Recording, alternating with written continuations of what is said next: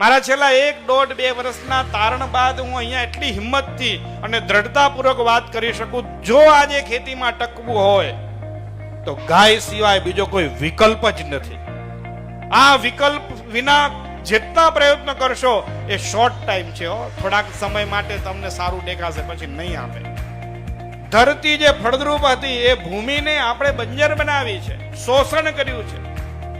આજે શોષણથી કોઈ દિવસ સત્તા ન ચાલે. આપણે ભૂમિ માતા સાથે અન્યાય કર્યો છે.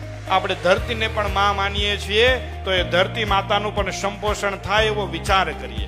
માતા પાસેથી જેટલું આપણે લઈએ છીએ એટલું માતાને પાછું આપીએ છીએ, એનો પણ ખેડૂતો વિચાર કરે.